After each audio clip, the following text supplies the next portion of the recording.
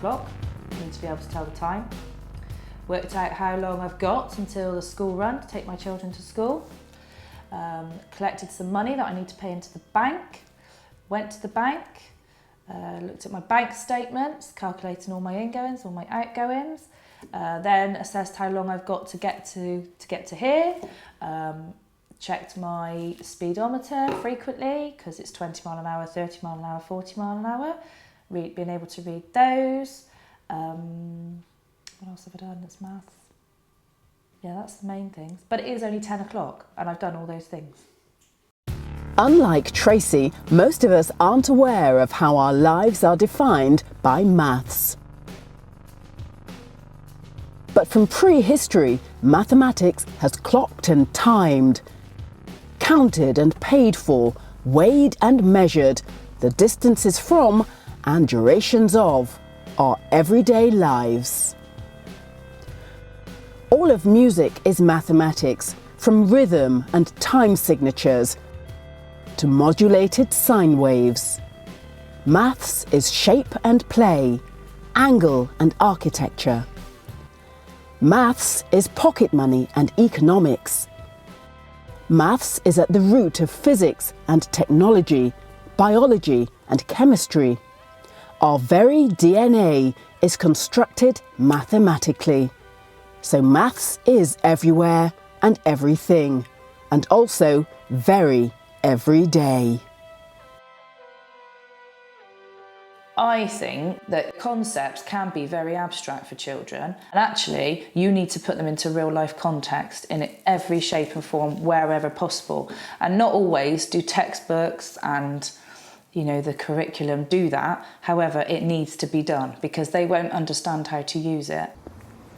So let's assume that maths is everywhere.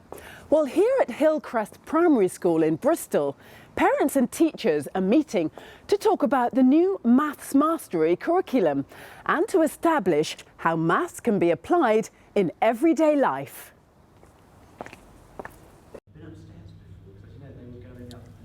Recently, Maths in School has adopted a mastery curriculum, and here parents and teachers are working out how best to use it. How we're teaching your children. And I was on a maths course just towards the end of last summer. Data-driven mastery attempts to bring into play best practice from other parts of the world, in particular Singapore. We were measuring paving slabs the other day and I got the kids to help me do that and stuff like that, and estimating and things like that, and that's just great and rewarding for them. Bridget Norman is the maths lead at the school. For me, I think the most important things in maths is to make connections, trying to make children not just see maths as an isolated subject, but that it covers so many different areas of our lives in everything we do, whether we're going to the shops, whether we're booking something online, whether we're weighing ingredients in cooking, or looking at how fast Usain Bolt runs the 100 metres. It's all maths. So I think everyday maths is about looking at the mathematics in the world around you, whether it's to do with number or shape or pattern, and just having an understanding that it is linked to mathematics. The children who have difficulty or claim to have difficulty with various elements of computation and calculation would not show that when you turn things into money. So if they'd had a lot of real life experience of handling cash and coins and spending pocket money, then you'd find that actually they were very, very good. I've taught travelling children, their mathematics is so good, so sharp, because they just deal with cash. Not all kids are going to necessarily go on to do A-level physics, for example. In my term, they might start their own business, having a good sense of money even at an early age.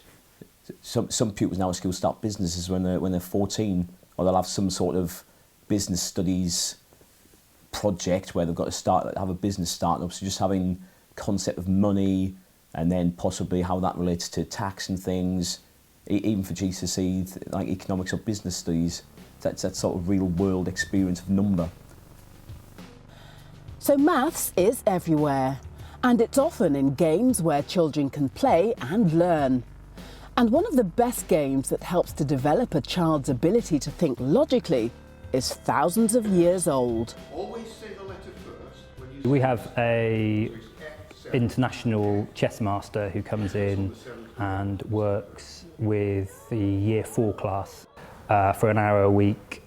Why not? Most of them at that age aren't that familiar with it. They may know a few moves, but gradually, week by week, introduces new pieces, building up until they're playing, able to play a full game and using all the pieces. And then they go on to look at strategy as well, and certain moves and patterns, and on how to go on and win games. This time is my game. You need to have some imagination in chess. It's not just a mechanistic, mechanical game where you can work things out just by analysing and calculating.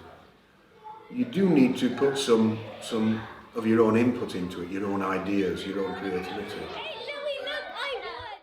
There is some benefit to be derived from playing chess, and it does seem to reflect in tests that have been made on children that the ones who play chess actually do better at maths than the ones who don't.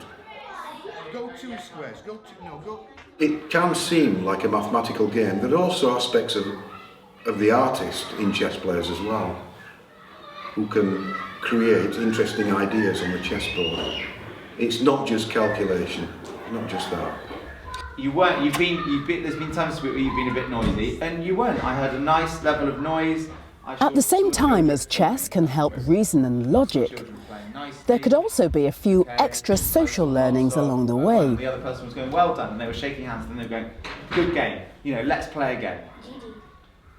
And I know Chris does a lot of that, and he's very good in how he builds up. But although maths is a pure science and the root of so many other subjects, sometimes it isn't just about the learning. I remember we were doing some work with number theory, and finding out that an awful lot of it doesn't really necessarily have an application. It's just something that you need to know. There's fundamentals in there, but a lot of it's just with patterns, with patterns in numbers and sequences, and it's just for fun. A lot of it. And I thought that's really nice, and I'm not sure that I'm not sure that I was managing to convey that to my children, but that a lot of it was just for fun. If you take 100 square and you colour in 4 squares anywhere, and then find out different relationships between these numbers, and they apply anywhere within the grid, and it's just good fun. In the second part of this series, we'll be looking at the ways in which parents, schools and teachers can help or hinder their children's mathematical development.